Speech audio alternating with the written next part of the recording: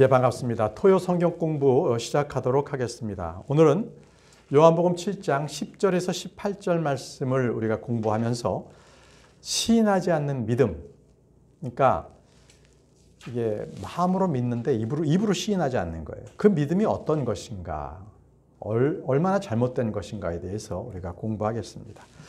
자, 그러면 이제 요한복음 7장 10절부터 보겠습니다. 10절, 11절.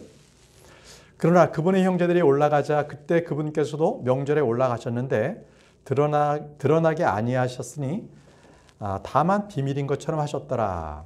그때 유대인들이 명절에 그분을 찾으며 말하기를 그가 어디 있는가 하였더라. 자, 이것은 우리가 지난주에 예수님께서 이제 유대인들의 명절, 그러니까 장막절입니다. 그때 이제 형제들이 그런 얘기를 하죠. 아니, 여기서 이렇게 갈릴리 촌에서 말씀하지 마시고 베들레헴에 올라가서 이렇게 예루살렘에 올라가서 거기서 많은 사람들이 있는 데서 거기서 이렇게 본인을 드러내는 게 좋지 않습니까? 그런데 그 얘기하는 것은 자기들도 믿지 않으니까 세상에서 높여져 봐라, 이제 이런 얘기였죠. 이제 그리고 나서 주님께서 아직은 나의 시각이 되지 않았다. 너희들은 올라가라. 나는 아직은 올라갈 때가 안 됐다. 이렇게 말씀을 하신 겁니다. 우리가 지난주에 그렇게 공부했고 오늘 이제 요한복음 7장 10절, 11절을 우리가 읽었는데요. 여기서 보시면은 명절에 올라가셨는데 드러나게 아니하셨고 다만 비밀인 것처럼 하셨더라. 이 말씀에는요. 성경의 모든 말씀은 그냥 적힌 게 없어요. 하나하나가 다 의미가 있고 저희들에게 교훈을 주시는데요.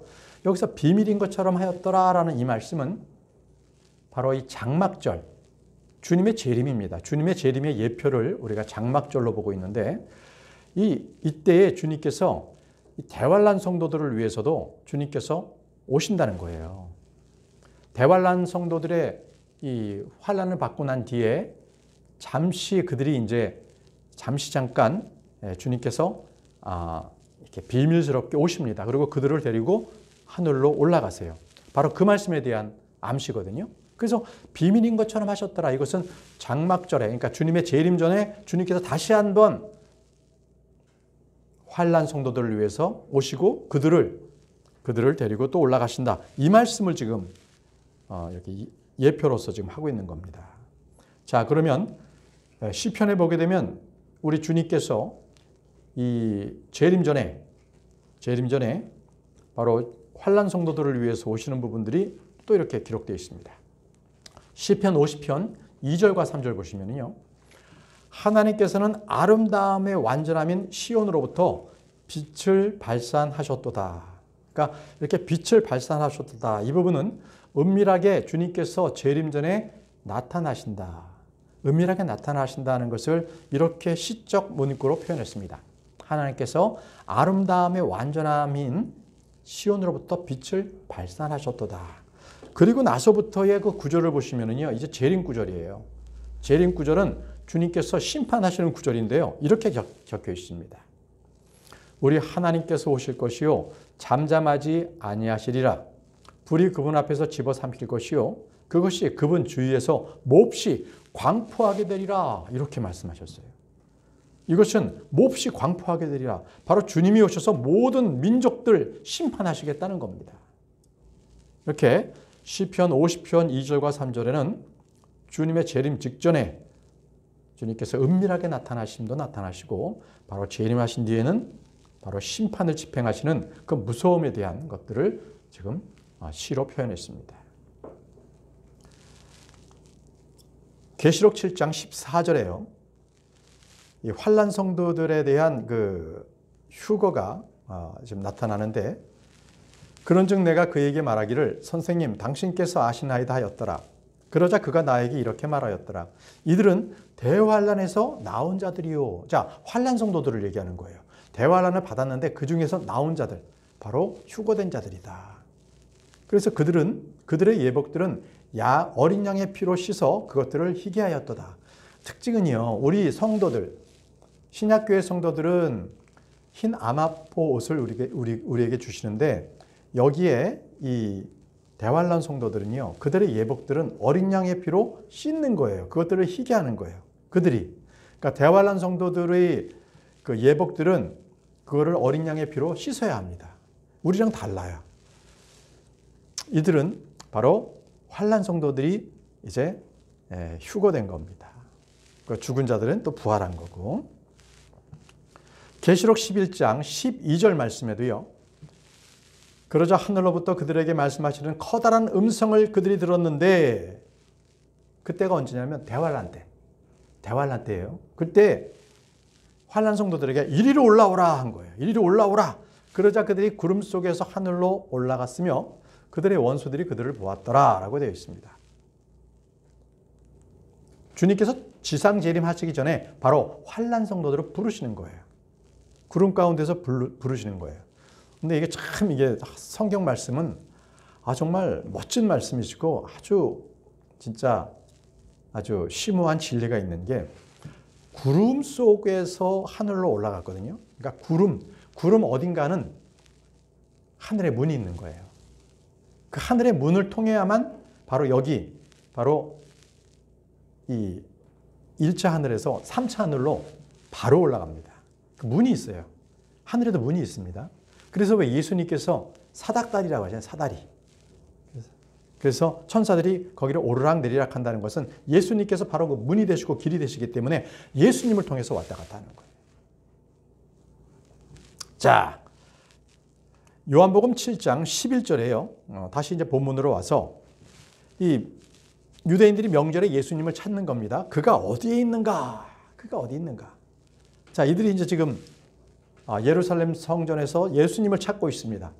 그런데요, 주님을 믿고 그 마음을 다해서 주님을 찾는 자들에게는 항상 주님께서는 그들을 만나 주신다는 거예요. 만나 주신다.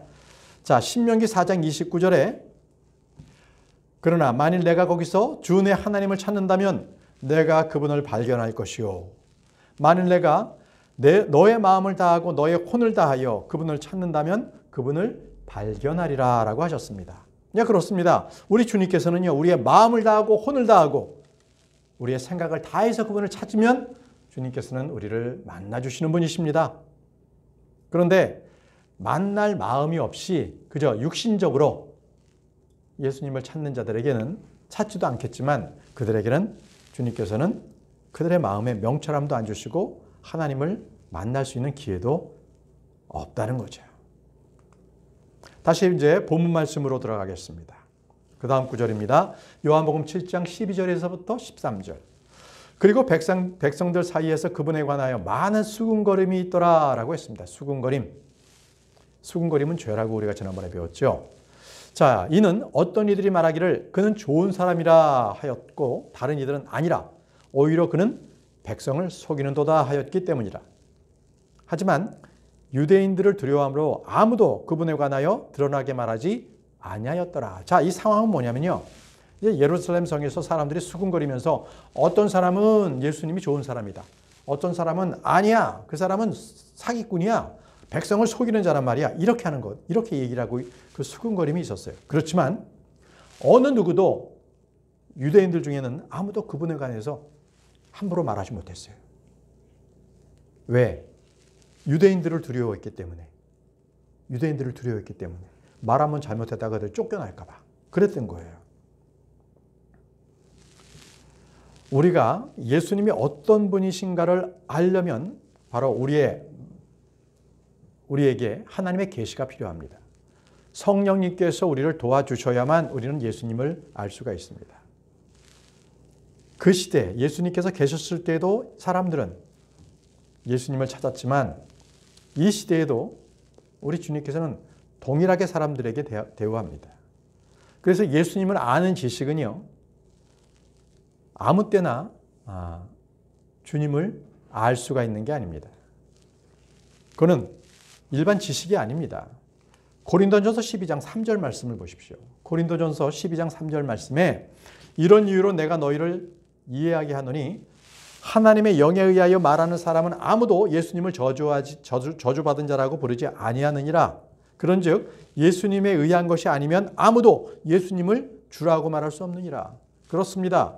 우리가 예수님을 주님, 나의 구원자십니다, 이렇게 말할 수 있는 사람들은 바로 그 안에 성령님께서 내주하셔서 말할 수 있도록 해주시는 겁니다.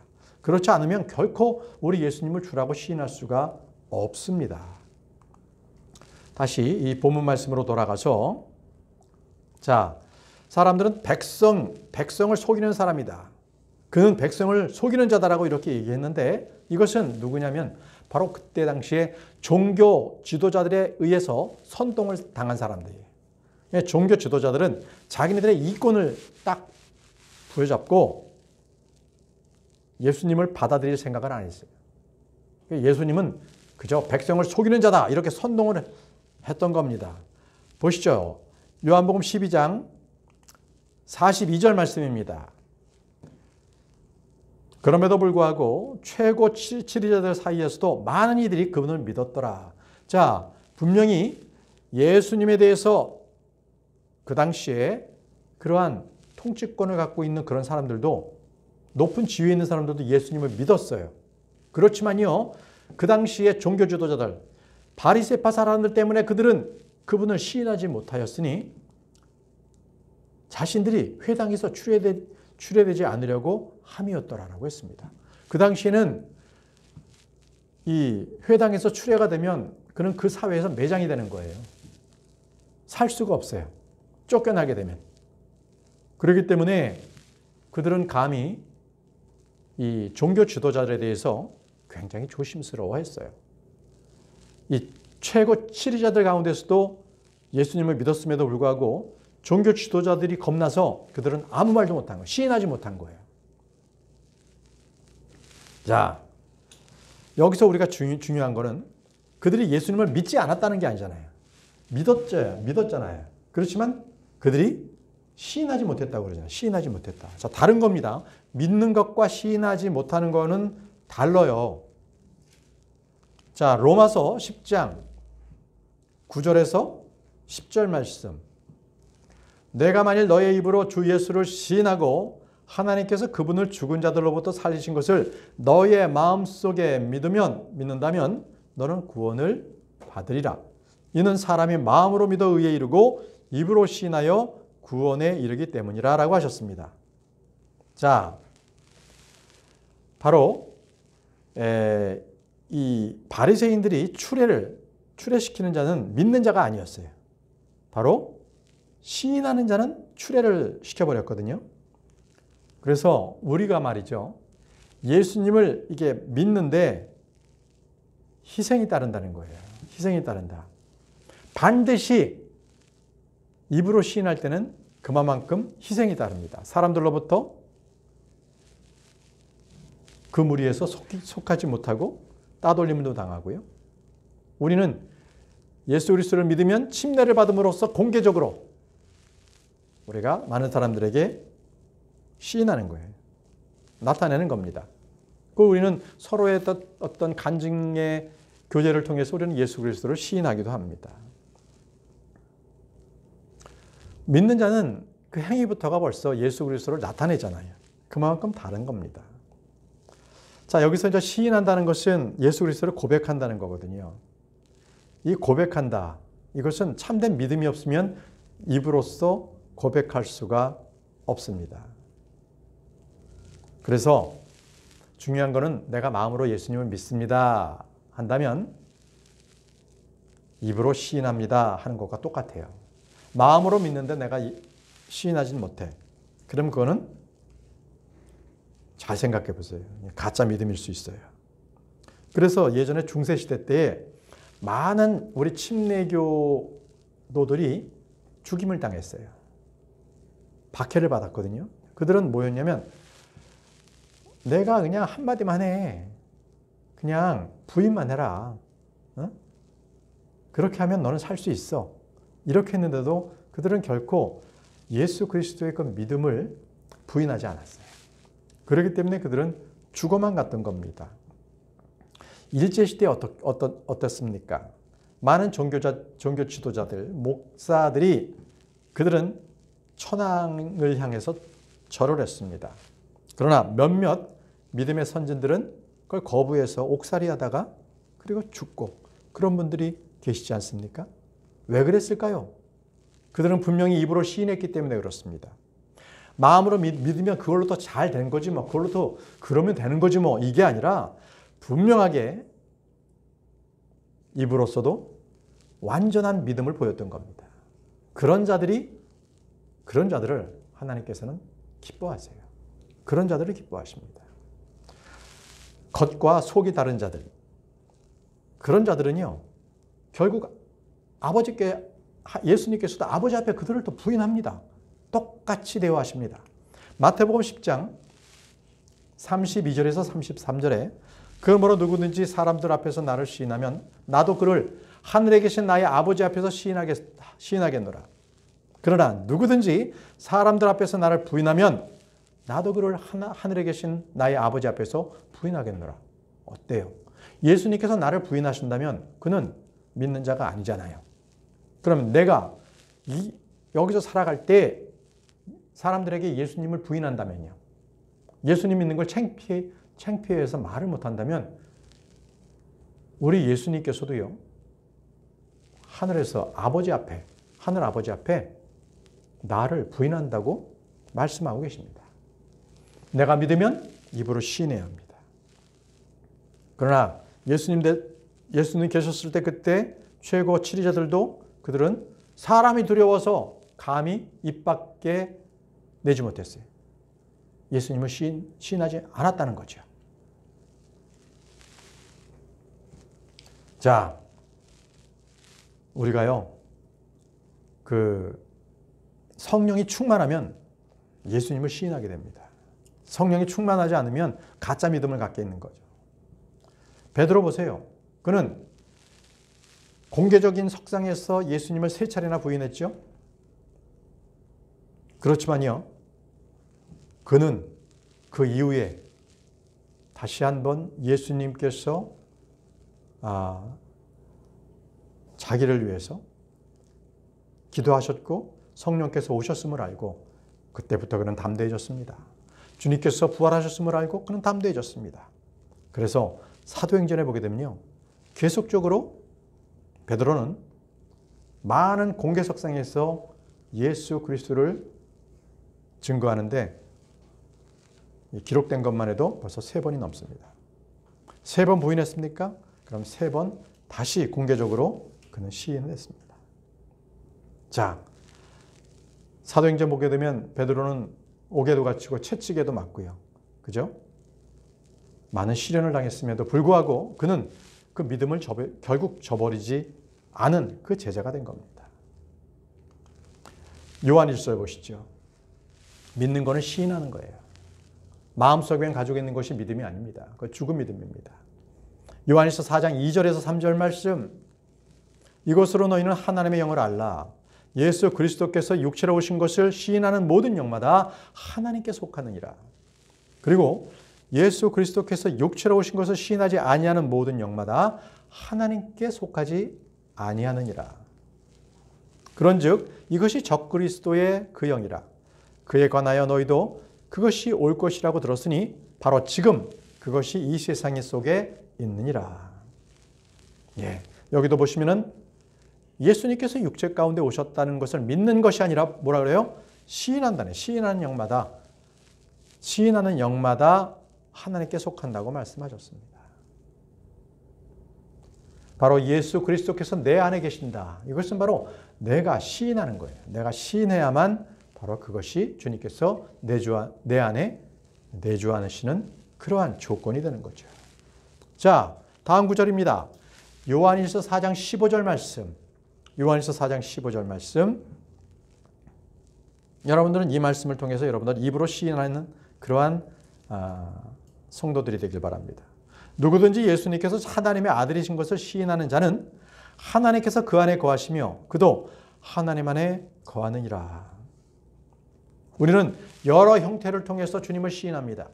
기도를 통해서, 찬양을 통해서, 그리고 주님 앞에 감사를 통해서 주님을 시인합니다. 그러나 많은 사람들이 사람들 앞에서 시인하는 것을 불편해해요. 두려워합니다. 왜요? 그 시인한 것으로 인해서 자기가 받을 그 피해에 대해서 그는 두려워하기 때문에 그렇습니다. 여러분, 그러나 사람을 두려워하는 자는요, 올무에 걸린다고 말씀하셨어요. 사람을 두려워하지 마십시오. 도리어 사람의 혼을 영원한 지옥불에 던지는 그 하나님을 두려워해야 합니다.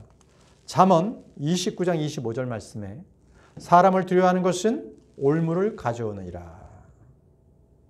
사람을 두려워하는 것이 올무를 가져온다고 했습니다. 그래서 우리는 사람을 두려워하지 않고 우리 주님을 시인하는 자들이 되길 바랍니다. 그랬을 때 우리 주님께서도 아버지 앞과 천사들 앞에서 바로 시인한 그 사람의 이름을 또 그 앞에서 시인한다고 말씀하셨습니다. 계시록 3장 5절에 내가 그의 이름을 나의 아버지의 앞과 그분의 천사들 앞에서 어떻게 하겠다 그랬습니까? 시인하겠다고 말씀하셨습니다. 시인하겠다. 그러니 우리가 지금 살아가면서 예수님을 시인하는 게 굉장히 중요합니다. 네, 항상 사람들 앞에서 예수님을 시인하십시오. 시인한다는 게 뭡니까? 예수님의 그 복음을 자꾸 얘기하는 거예요. 그 사람이 어떻게 나를 평가하든 그거 개의치 마시기 바랍니다.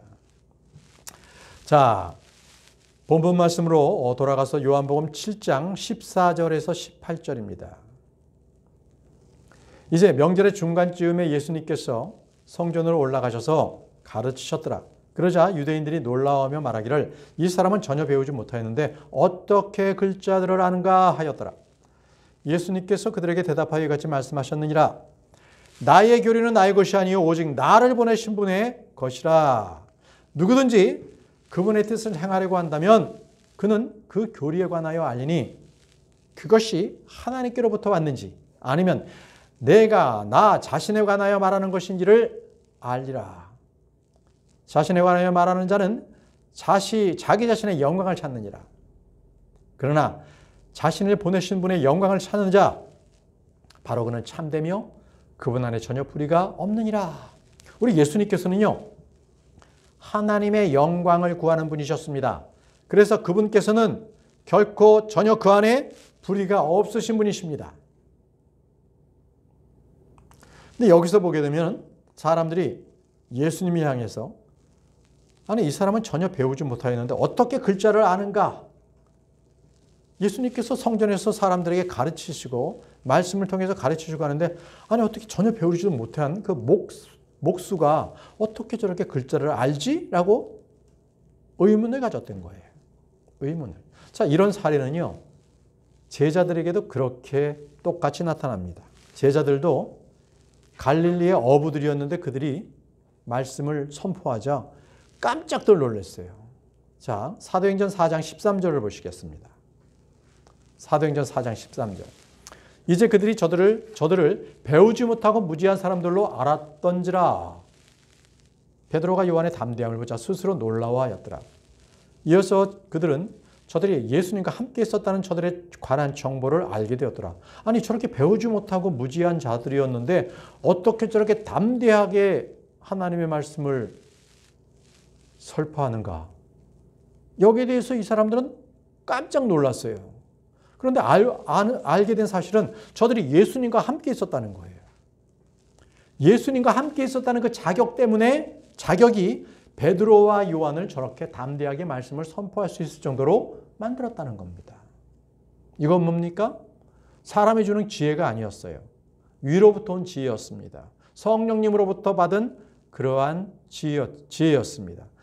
그러자 그들은 성령님께서 주시는 그런 마음의 감동을 받아서 담대하게 말씀을 선포할 수가 있었습니다.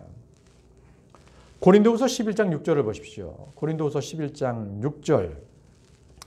그러나 비록 내가 언변에 있어 거칠게 나지만 그럼에도 지식에 있어서는 아니니라. 오히려 우리는 모든 일들에서 너희 가운데 철저히 명백하게 드러났느니라. 보십시오. 사도 바울도요. 그는 예수 그리스도의 그 복음에 대해서 그는 철저하게 명백하게 드러났다고 합니다. 외모적으로 볼 때는 언변에 있어서도 볼 게 없었습니다. 그러나 그가 가르치는 그 모든 말씀의 그 전달하는 데 있어서 그 진리는 철저하게 명백하게 드러난 것입니다. 왜 그랬습니까? 사도 바울 안에도 그 안에 예수 그리스도께서 계셨기 때문입니다. 그래서 그는 담대하게 말씀을 선포할 수가 있었던 것입니다. 이것은 세상의 지혜가 아닙니다. 고린도전서 2장 1절에 그리고 형제들아 내가 너희에게 나아갈 때 나는 하나님의 증언을 너희에게 분명하게 밝히면서 언변의 탁월함이나 지혜의 탁월함으로 나가지 아니하였노라. 자, 여기서 언변의 탁월함, 지혜의 탁월함은 바로 세상적인 걸 얘기합니다. 그걸로 나가지 아니하였다는 거예요. 그래서 우리는 잘 판단해야 돼요. 이 사람이 성령님께서 말씀하시는 그 담대함으로 말하는 말씀을 전하는가, 아니면 그가 이야기꾼으로서 말 잘하는 그 언변으로서 이렇게 말하고 있는 건가, 그걸 우리는 판단할 줄 알아야 합니다. 자, 그 당시에 종교 지도자들이 어떤 자였느냐. 그들은 자기들의 이권에 의해서 이권을 놓치기 싫어서 예수님을 부인했던 자들입니다. 자, 종교 지도자들의 면면에 대해서 한번 어떤지 우리가 말씀을 통해서 한번 그들에 대해서 알아보겠습니다. 먼저 시편 62편 9절입니다. 그 종교 지도자들은요, 낮은 지위의 사람들은 텅 빈 곳이요 높은 지위의 사람들은 거짓이로다. 그들을 다 합쳐도 저울에 놓인 텅 빈 것보다 더 가볍도다. 예, 그렇습니다. 그들에게는 안에 들어있는 게 없습니다. 진리가 없습니다. 그래서 그들을 다 합쳐도요, 저울에 놓인 텅 빈 것보다도 더 가볍게 여겨진다는 것입니다. 이것이 바로 하나님께서 그들을 평가하시는 거예요. 또 그들이 인도하는 자는 어떻겠습니까? 자, 그들이 또 이렇게 가르칩니다. 마태복음 23장 16절. 너희 눈먼 인도자들아 너에게 화가 있기를 바라노라. 자, 이거는 바로 종교 지도자들입니다. 너희는 말하기를 누구든지 성전으로 맹세하면 그것은 아무것도 아니니라. 누구든지 성전에 금으로 맹세하면 그는 빚진 자라 하는도다라고 했습니다. 자, 여기서 성전으로 맹세한다라는 것은 성전에 나아가서 바로 하나님의 권위에 두고 하나님을 권위를 두고 바로 성전에서 하나님께 맹세하는 걸 얘기합니다. 그런데 성전에서 맹세하면 아무것도 아니다. 성전으로 맹세하면 아무것도 아니라는 것은 하나님의 권위를 무시해버리는 거예요. 모독하는 겁니다. 대신 성전에 금으로 맹세하면 그는 빚진다라고 하는 것은 예물 있잖아요. 예물. 그 성전에 예물을 드렸는데 그 예물을 중시하는 거예요. 그 예물로 했다면 너는 그거 꼭 갚아야 돼. 근데 하나님께 기도했으면 안 갚아도 돼. 이런 거예요. 이런 경우가 어디 있어요. 그래서 거짓 지도자들은요, 지금도 마찬가지입니다. 교회에서 하나님 앞에 우리가 거룩해지고 하나님 앞에 우리가 잘하고 하나님께서 기뻐하시는 것에 초점을 맞는 것이 아니라 11조 가져오고 뭔가 교회에 와서 뭔가 물질적으로 뭔가 풍요롭게 해주는 사람들을 높은 자리에 앉히려고 하는 그러한 자들 조심해야 합니다. 우리는 이 시대에도요, 하나님보다 금을 높이고자 그 이익을 쫓아가는 그런 거짓 교사들, 거짓 목사들을 조심해야 합니다. 우리 주위에도 많습니다. 독립침례교회도 많습니다. 마태복음 23장 18절에요. 또한 너희는 말하기를 누구든지 제단으로 맹세하면 그것은 아무것도 아니나 누구든지 그것들 위에 있는 예물로 맹세하면 그는 유죄라 하는도다. 자, 예물로 맹세하면 그는 꼭 그것을 지켜야만 한다. 못 지키면 그건 유죄다. 이렇게 말한다는 거죠. 제단으로 맹세하면 그건 괜찮고, 역시 자기 이익에 혈안이 되어 있는 종교 지도자의 모습을 우리는 이 말씀을 통해서 우리는 배우게 됩니다. 다음 말씀 보겠습니다. 종교 지도자들은 아주 자기들의 이익을 위해서는 거짓 증언도 합니다. 사도행전 6장 13절. 그러면서 거짓 증인들을 조직해 두었는데 거짓 증인들이 이같이 말하였더라. 이 사람은 이 거룩한 처소와 율법을 대적하여 신성 모독적인 말을 전하기를 그치지 아니하는도다. 바로 예수님을 거짓 증언하는 자들을 세워서 이렇게 거짓 고소를 했죠. 네, 바로 그것이 종교 지도자들이 하는 행태입니다. 거짓말을 아주 쉽게 합니다. 능수능란하게 합니다. 예, 참 저는 그러한 이 교회의 이 목사들을 참 많이 봤습니다. 참 그들이 어떻게 하나님을 대면할지, 그것이 두렵고 떨리지 않는지, 저는 정말 그것이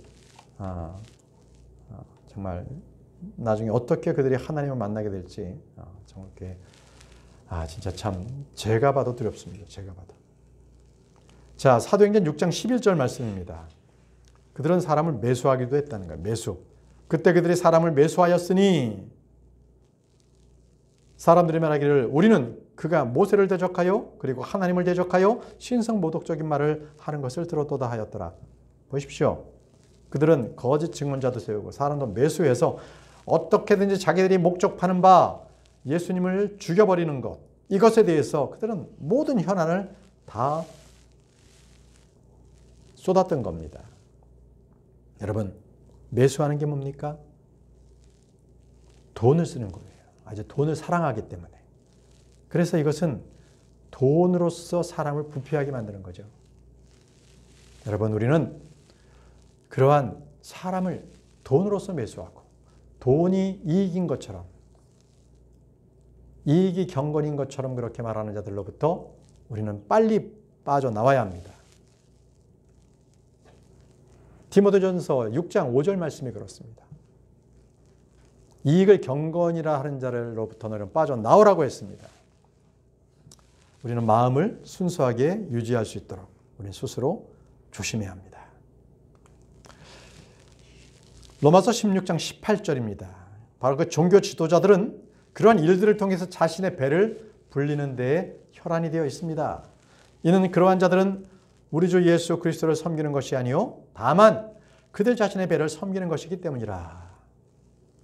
그들의 배를 섬기는 자들입니다. 그리고 좋은 말들과 그럴듯한 언변들로 순진한 자들의 마음을 속이느니라. 자신의 배를 섬기는 게 그들의 목적입니다. 디모데전서 6장 5절 말씀드렸습니다. 이득이 경건이라고 생각하는 사람들에게서 너 자신은 빠져나오라고 했습니다.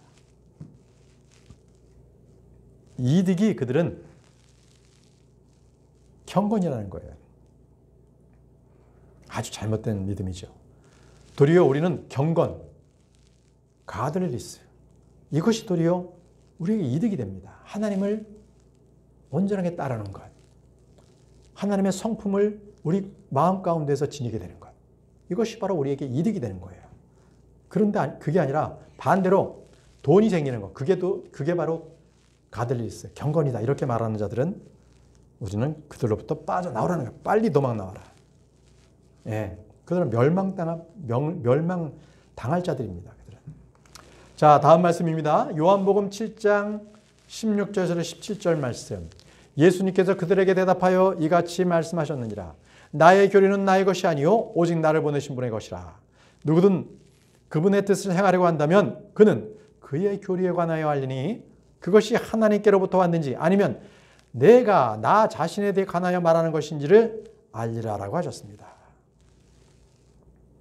자, 나의 교리는 나의 것이 아니요 오직 나를 보내신 분의 것이다 라고 말씀하신 것. 자, 이것은 예수님 자신이 초자연적인 바로 계시를 받았다, 계시를 가지고 있다는 것을 말씀하는 거예요. 내 자신의 것이 아니다. 나를 보내신 하나님의 것이다라는 거죠. 보시죠. 요한복음 12장 49절 말씀이 그렇습니다. 이는 내가 스스로 말한 것이 아니요 오히려 나를 보내신 아버지 곧 그분께서 내가 말해야 하는 것과 내가 전해야 하는 것을 나에게 명령으로 주셨기 때문이에요. 그러니까 예수님께서 말씀하시는 모든 것들은 하나님 아버지께서 말씀하신 거예요. 예수님 이꼴 하나님 아버지 동일하십니다. 동일하신 분이세요. 이렇게 예수님께서 하시는 말씀은 아버지의 말씀이었습니다. 자, 사도 바울도요 이와 같은 주장을 했습니다.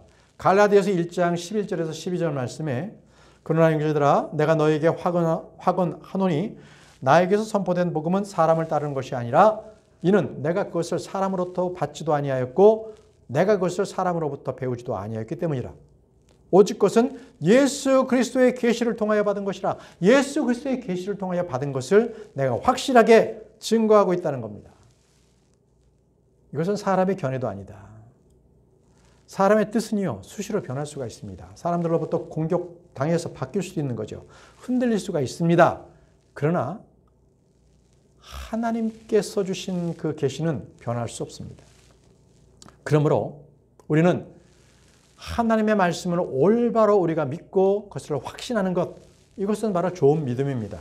이런 점에 있어서 데살로니가 교회에서는 이것에 대해서는 좋은 모델을 저희들에게 보여줬습니다. 우리가 주일 성경 공부는 데살로니가 전서를 지금 공부하고 있는데 데살로니가 전서 2장 13절 말씀을 보시면요, 이런 까닭에 우리가 또한 하나님께 끊임없이 감사하노라. 이는 너희가 우리에게서 들은 하나님의 말씀을 너희가 받아들였을 때에 너희가 그 말씀을 사람의 말로 받아들이지 아니하고 사람의 말로 하지 않고 그 진리의 말씀 안에 있는 것 같이 오직 하나님의 말씀으로 받아들였기 때문이라. 하나님의 말씀으로 받아들였으니까 그 결과가 어때요? 그 말씀이 또한 믿는 너희 안에서 효과적으로 역사하느니라. 자, 올바르게 하나님의 말씀이 선포됐을 때 그 말씀을 받은 자, 그것이 사람의 말이 아니라 하나님의 말씀으로 받는 자는 믿음으로 효과적으로 역사한다는 거예요. 이게 바로 데살로니가 교회, 이 초기에 세워진 교회의 교인들의 그 순수한 모습입니다. 이거 우리가 배워야 합니다. 여러분들은 설교를 들을 때 그것이 설교자의 말이나 견해가 아니라 오직 하나님의 말씀에 의해서 주신 그 말씀이면 여러분들은 분명 그 말씀의 그 은혜와 그리고 권능을 체험할 수 있을 것입니다. 그리고 영적 성장을 여러분들도 가져갈 수 있을 거예요. 히브리서 4장 2절에요. 이 선포된 말씀이 그것들을 들은 자들 안에서 어떻게 해야 되냐면 믿음과 섞이지 못하여 그들에게 유익을 주지 않았기 때문이다. 이런 일이 발생하면 안 됩니다. 선포된 말씀이 믿음과 잘 섞여야 합니다. 그래야 유익이 있습니다. 섞이지 않았기 때문에, 믿음과 섞이지 않았기 때문에 아무런 유익도 주지 못한다고 말씀하고 계십니다. 그래서 선포된 말씀은 여러분들의 믿음과 잘 섞여야 합니다. 자, 본문 말씀 다시 돌아가세요. 요한복음 7장 17절. 누구든지 그분의 뜻을 행하려고 한다면 그는 그 교리에 관하여 알리니 라고 했습니다. 누구든지 그분의 뜻을 행하려고 한다면, 이게 뭡니까? 그분의 뜻을 찾는 거예요.